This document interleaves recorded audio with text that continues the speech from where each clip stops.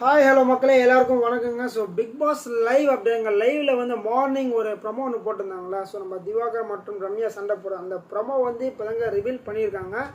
So reveal பண்ணது கிட்டத்தட்ட எனக்கு தெரிஞ்சது ஒரு 1 ஹவராக போயிருக்குங்க. ஸோ பிக் பாஸ் ஒரு டாஸ்க் ஒன்று கொடுத்துருக்காரு. ஒரு டாஸ்க் என்ன பண்ணியிருக்காங்க, ஒரு பவுல் மாதிரி எடுத்துகிட்டு பவுலில் வந்து சின்ன சின்ன சீட்டெல்லாம் எழுதி போடுவாங்களா. ஸோ இது மாதிரி பிக் பாஸில் எழுதியிருந்தாங்களா, இவங்க வந்து சோம்பேறி, இவங்க வந்து வேலை செய்யாதவங்க, இந்த மாதிரி வந்து சில விஷயங்கள் வந்து ஓப்பனாக உடைக்கிறது தான் இந்த டாஸ்க்கு.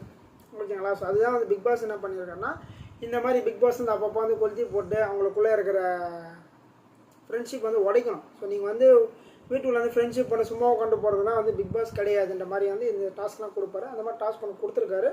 ஸோ கொடுத்ததுக்கு வந்து ஃபஸ்ட்டு வந்து நம்ம கலை போயிருக்காரு. கலை வந்து ஸோ நம்ம வந்து விஷ பாட்டில் இந்த மாதிரி கொடுத்துருக்காங்க. அதுக்கு வந்து வினோத்தை சொல்லியிருக்காரு. ஓகேங்களா. ஸோ வினோத்தை வந்து விஷ பாட்டில் மாதிரி சொல்லியிருக்காரு. அதுக்கப்புறம் வந்து ஒரு இடத்துக்கு வந்து ஒரு மாதிரி கொடுக்குறாங்க. ஸோ விஷப்பாடலாம் யார் இந்த மாதிரி அவங்க கொடுத்துருக்காங்க. அப்புறமா வினோத்து போயிருக்காரு. வினோத்துக்கு வந்து அத்தான் யார் செத்தான் யாருன்ற மாதிரி சொன்னாங்க. அத்தான்னா வந்து ரொம்ப பணிவாக ரொம்ப நல்லவங்களா இருக்கிற மாதிரி அவங்க வந்து அத்தான்.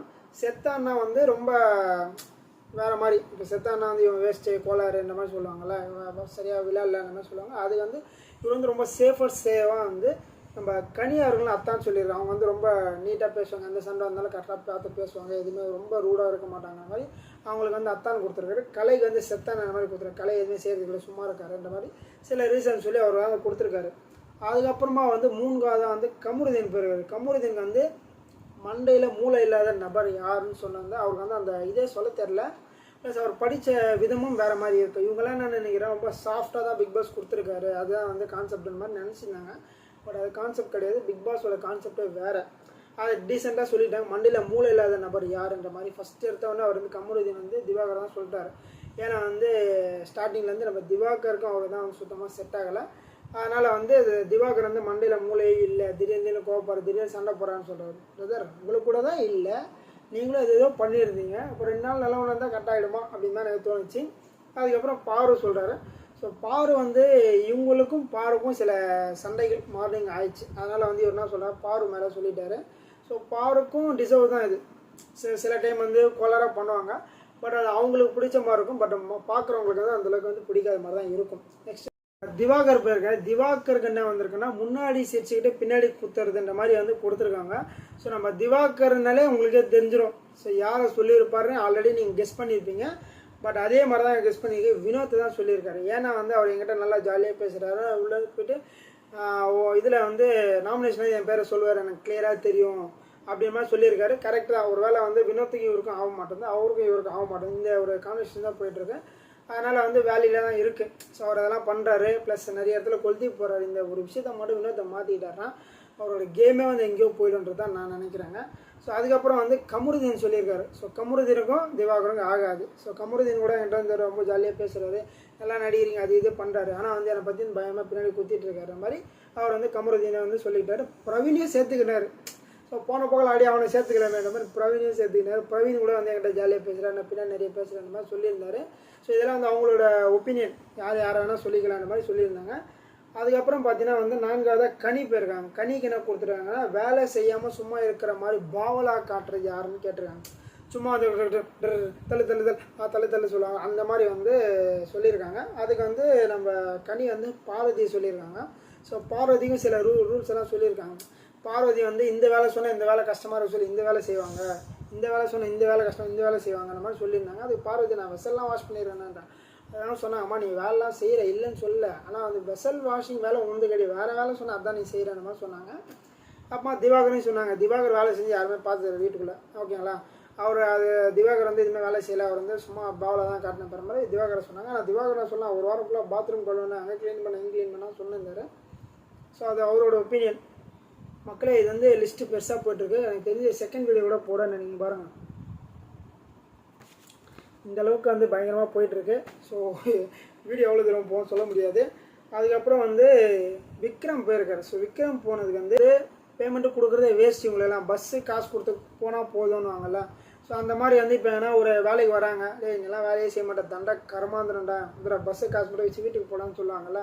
அந்த மாதிரி வந்து கான்செப்டை சொன்னால் இவர் வந்து வேறு மாதிரி கான்செப்ட் எடுத்துகிட்டு ரொம்ப நீட்டாக பொலைட்டாக சொல்லிட்டு இருந்தார். பிக் பாஸ்க்கு செட் ஆகலை. பிக் பாஸ் கூப்பிட்டு சொல்லிட்டார், தம்பி நீ பண்ணுறதெல்லாம் தப்புப்பா, இப்படியெல்லாம் கிடையாது, நான் சொல்கிற டாஸ்க்கே வேறு, நீ புரிஞ்சுன்னு பார்ப்பான்ற மாதிரி சொன்னார். ரொம்ப நேரம் ட்ரை பண்ணார். அதுக்கப்புறம் அவர் என்ன பண்ணாருன்னா சபரி, பிரவீன், கனி இவங்களெல்லாம் வந்து இதை சொல்லி விட்டார். சும்மா வந்து இவங்க இது பண்ணுறாங்க, சபரியை நான் சொல்லுவேன், அவன் வந்து வேலை செய்யாமல் சும்மா இருக்கான், அந்த மாதிரி வேறு ஏதோ சொல்லி விட்டார். இவங்களாம் வந்து ரொம்ப சேஃபர் சொல்லி பிக் பாஸ் ஒத்துக்கவே இல்லை, இதெல்லாம் வந்து ஒர்க் அவுட் ஆகுதுப்பா, நீ போயிடு அப்படின்ற மாதிரி சொல்லிட்டு எஃப்ஜேக்கு வந்து சேம் கொஸ்டின் தான் கொடுத்துறாரு. விக்ரம் என்ன கொஸ்டின் கொடுத்தா அதே கொஸ்டின் எஃப்ஜேக்கு கொடுத்தாரு. ஸோ நம்ம எஃப்ஜே என்ன பண்ணாருன்னா திவாகர் சும்மா தான் இருக்கார், அவர் வந்து கொடுத்து அனுப்பிச்சுட்டுலாம், அவர் வந்து எதுவுமே கிடையாது, ஓப்பனாக போக மாட்டேற மாதிரி சொல்லியிருந்தார். பட் திவாகர் வந்து சும்மாலாம் கிடையாதுங்க, திவாகர் ஏதோ ஒரு கண்டென்ட் பண்ணிருக்காரு. ஸோ அவர் என்ன சொல்கிறாரா, திவாகர் வந்து கேமரா முன்னாடி போய் கத்துறது இதுதான் பண்ணிகிட்டு இருக்காரு, தவிர எதுவுமே பெருசாக பண்ணலன்றாரு. பட் வந்து திவாகர் வந்து யாராலையும் திவாகர் வந்து அடக்க முடியாதுன்ற அளவுக்கு போயிட்டுருக்காரு. சபரியை தான் சொன்னால் தான் சபரி சொன்னால் கேட்பான்ற மாதிரி இருந்தார் இந்த வீட்டுக்குள்ளே. பட் சபரியை அந்த பிரித்து மேய்ச்சிட்டேபில் சபரிக்கு வரைக்கும் பெரிய கிளாஸ் ஆயிடுச்சு. அதனால் வந்து யார் சொன்னாலும் இது மேலே கேட்க மாட்டார். பார்வதி சொன்னால் மட்டும் தான் கேட்பார், அது ஓரளவு தான் கேட்பார். அதுக்கு மேலே வந்து பார்வதியை மடித்து வாயில் போட்டு போயிடுவார். அந்த மாதிரி தான் இருக்குது. ஸோ அவர் வந்து அப்படி கிடையாது எனக்கு கேட்டிங்கன்னா, அவர் வந்து அதை வேலையை செஞ்சு தான் இருக்கார். அதுக்கப்புறம் கலையை சொல்கிறாங்க. ஸோ கலையை வந்து எல்லாமே அடிப்பாங்க. கலை ஆனால் சும்மா இருக்கான், ஹெல்த் இஷ்யூ சும்மா இருக்கான், ஹெல்த் இஷ்யூ வந்து இருக்கிறத வேஸ்ட்டு காசு கொடுத்து எல்லா மாதிரி வந்து அவங்க சொல்லிகிட்டு இருக்காங்க. அதுக்கப்புறம் வந்து நம்ம திவாகருக்கும் மற்றும் வந்து எஃப்ஜேக்கும் ஃபைட் ஸ்டார்ட் ஆகிடுச்சுங்க. ஸோ பயங்கரமான ஒரு சண்டை. ஸோ திவாகர் பயங்கரமாக கத்திட்டு இருக்காரு. ஸோ இவங்கெல்லாம் வந்து தண்டக்கரமாக வந்துடும், ஸோ இவங்கெல்லாம் சும்மா தான் இருக்காங்க, ஃப்ரீ நாமினேஷன் பாஸ் வச்சு தான் இவங்களாம் விடுறாங்க, நாமினேஷனில் வந்து 2 வாரம் விளையாட சொல்லுங்கள், நான் நாமினேஷன் போயிட்டு வந்திருக்கேன், இவங்களெல்லாம் ப்ளே பண்ண முடியாதுன்ற மாதிரி இந்த சண்டை வந்து ஒரு 25 மினிட்ஸ் எஃப்ஜே கூட மட்டுமே சண்டை போயிருங்க எனக்கு தெரிஞ்சு. ஸோ இது தவிர்த்த நிறைய சண்டைகள் இருக்குது, அதெல்லாம் பேசுறதுக்கு வந்து எவ்வளோ நேரம் தெரியாது, அதனால ஷார்ட்டாக முடிச்சிடுறேன். ஸோ இந்த மாதிரி போயிட்டுருக்கு. பட் திவாகர் என்ன சொல்கிறாருன்னா எஃப்ஜே வந்து 24 மணி நேரமும் தூங்கியிருந்தாங்க இருக்குது, இங்கே தூங்குறாரு, அங்கே தூங்குறாரு, அங்கே தூங்குறாரு, பெட்ஷீட்டை போற்றி தூங்குறதான் வேலை, வேறு எந்த வேலை கிடையாது, தூங்குறது தான் வேலை, வேறு எந்த வேலை தூங்குறது தான் வேலை. இந்த மாதிரி வந்து நாய் நிறைய குழச்சிருக்க மாதிரி நிறைய வாட்டி இதே சொல்லிகிட்டே இருக்காரு. அந்த மாதிரி வந்து திவாகருக்கும் இவருக்கும் ஒரு சண்டை ஆயிடுச்சு. ஓகேங்களா. அதுக்கப்புறமா வந்து நம்ம பாரு வந்திருக்காங்க. பாருக்கு வந்து கரெக்டான ஒரு மாட்டில் ஸோ அந்த விக்ரம் கொடுத்த கான்செப்ட்லாம் கொடுத்துருந்தானா பயங்கரமாக இருந்திருக்கும். ஸோ அந்த கான்செப்ட் கிடைக்கல. விக்டிம் இவங்க, ஆனால் விசிட்டிங் கார்டு மாதிரி தான் இருக்காங்க, நம்ம சொல்லியிருக்காங்க. விக்டிம்னா வந்து அது என்ன நம்மளுக்கே தெரிலங்க. ஸோ அந்த மாதிரி வந்து ஒரு என்ன கேட்டிங்கன்னா வந்து இவங்க விசிட்டிங் கார்டு மாதிரி தான் இருக்காங்க, ஒரு பெருசாக இல்லாத மாதிரி தான் இருக்காங்க அந்த மாதிரி சொல்லியிருந்தாங்க. பட் அது வந்து கமருதீன் சொல்லியிருக்காங்க, ப்ளஸ் வந்து அரோரா சொல்லியிருக்காங்க. இவங்க 2 பேருமே இருக்கிறதே வந்து வேஸ்ட்டுன்ற மாதிரி தான், சும்மா வராங்க போகிறாங்க அந்த மாதிரி தான் இருக்காங்க. ஸோ அரோரா வந்து உண்மையிலே வேஸ்ட், அவங்களே சிரிச்சுனே இருக்காங்க, என்ன சொல்லுங்கள் யாரானா அடிச்சிங்கடா, நான் எதுவுமே சொல்ல மாட்டேன்ற மாதிரி அவங்க சொல்லிகிட்டே இருக்காங்க. ஸோ அரோரா வந்து அந்தளவுக்கு கேம் கிடையாது. பட் நம்ம பார்வதிக்கும் கமருதீனுக்கும் சண்டை வந்தாலும் அவங்க 2 பேரும் இப்போ வந்து இந்த மாதிரி பண்ணிகிட்டு இருக்காங்க. ஸோ ஓகே மக்களே, உங்களோட கருத்துக்களை இருந்தால் மறக்காமல் பதிவு பண்ணுங்கள். இதுக்கான கண்டினியூ வீடியோ ஒன்று இருக்குது. ஸோ அதை பார்த்துட்டு எப்படி இருக்க மறக்காமல் கமெண்ட் பண்ணுங்கள். நன்றி, வணக்கம்.